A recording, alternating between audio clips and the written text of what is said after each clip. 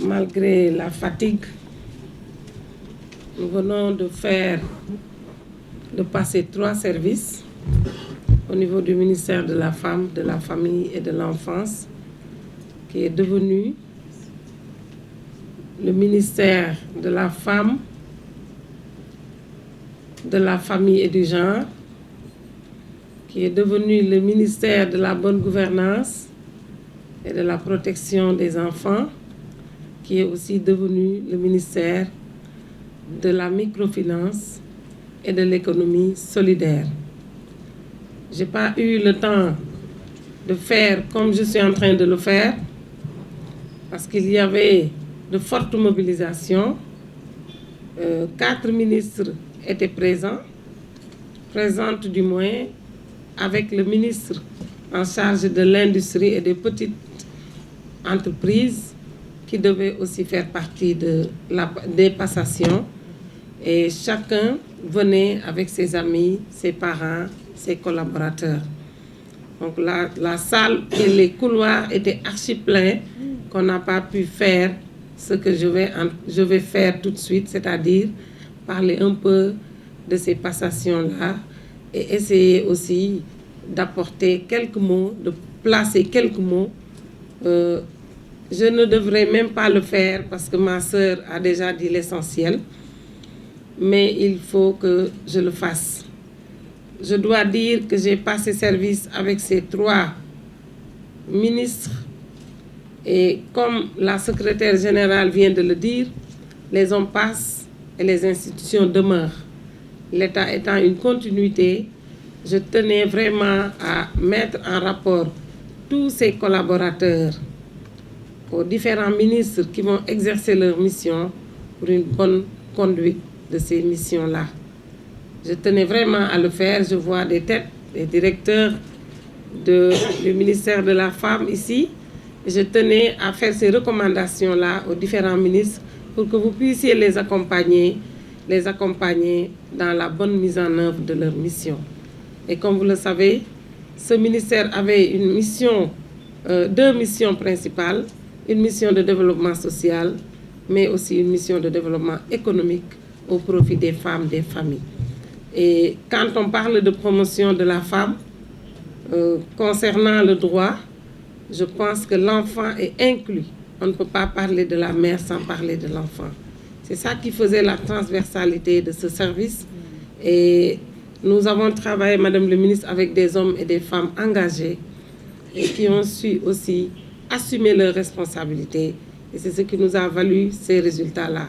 Nous avons laissé des chantiers là-bas, dans le cadre de la stratégie nationale pour l'équité et l'égalité de genre d'abord, une stratégie qu'on a mise en œuvre, qu'on a alignée ou arrimée au plan Sénégal émergent et qu'on vient de réviser récemment pour une bonne adaptation au contexte actuel.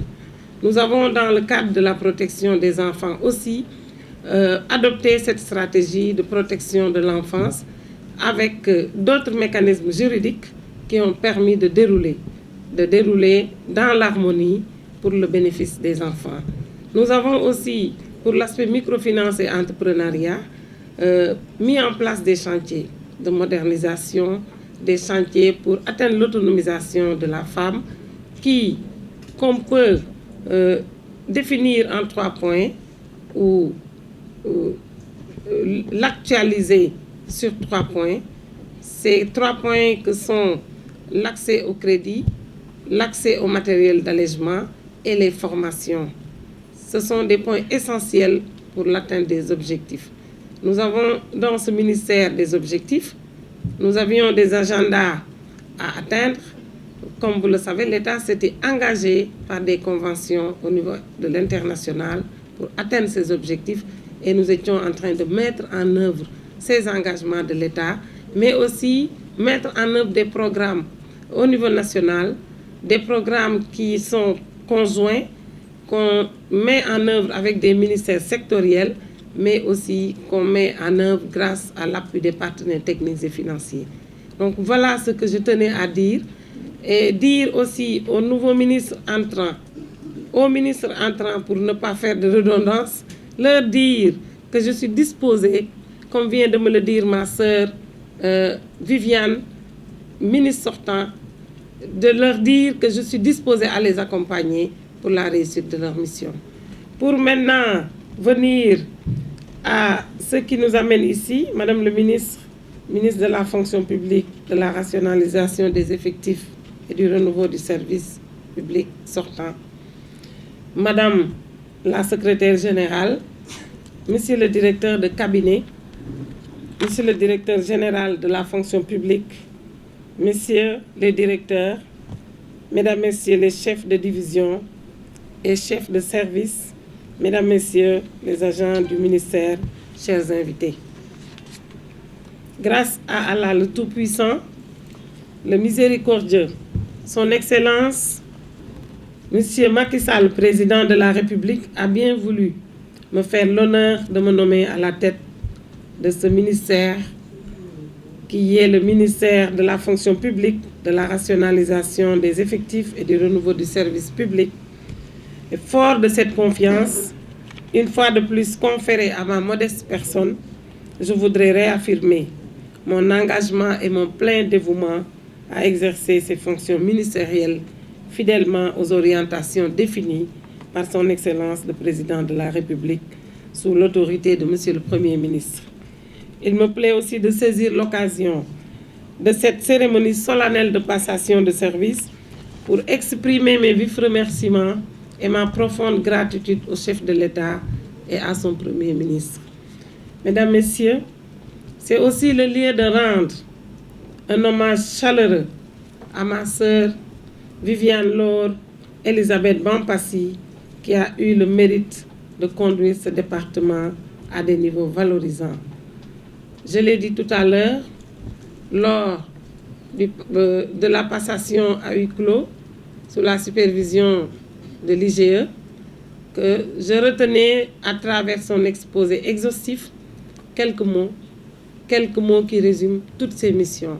La formation, la modernisation du service public. Ceci nous amène à retourner un peu en arrière pour essayer de voir, de faire, si possible, de petites comparaisons par rapport à l'état de ces services au niveau du ministère de la fonction publique et maintenant. Je sais que beaucoup de choses ont été faites, Madame le ministre, grâce à votre engagement, mais avant tout, grâce à l'engagement du chef de l'État et de son Premier ministre. Vous avez suivi, mais grâce aussi à l'engagement et à la détermination de vos collaborateurs, que je souhaite avoir à mes côtés pour le bon déroulement de cette mission. J'ai nommé les efforts de renouveau tout à l'heure lors de la passation du service public, à travers la modernisation de l'administration, à travers l'amélioration de la gouvernance institutionnelle, etc. Mesdames, Messieurs, je m'exhorterai à développer les acquis du département et à lancer de nouvelles initiatives en phase avec les axes du plan Sénégal émergent déclinés par son Excellence, le Président Macky Sall. Les chantiers de modernisation de notre administration sont vastes et diversifiés. Selon des directives de Monsieur le Président de la République, qui a lui-même présidé en 2016 le Forum de l'administration, nous nous engageons à optimiser le cadre organisationnel de l'administration, à améliorer la qualité des services rendus aux usagers et à professionnaliser la gestion des ressources humaines de l'État tel que décliné dans le programme de modernisation. Permettez-moi de terminer mon propos en adressant mes chaleureuses salutations et mes encouragements au personnel de ce département, après avoir félicité et encouragé Madame le ministre sortant pour tous les efforts consentis à la tête de ce ministère. Je le dis en connaissance de cause, pour avoir partagé la table du Conseil des ministres, et je voyais son engagement, sa détermination à aller de l'avant, à réussir cette mission de réforme, qui est une mission très noble et très riche, parce que la fonction publique le mérite et les agents de l'État aussi le méritent. Madame le ministre, je reviens à ce personnel de ce département qui m'est familier pour y avoir exercé les fonctions. Je l'ai dit tout à l'heure, c'est dans le bureau de M. Sané, le directeur de la gestion des carrières, que j'ai appris les contours de l'administration, soutenu par M. Ali Diouf, qui fut le directeur de la législation.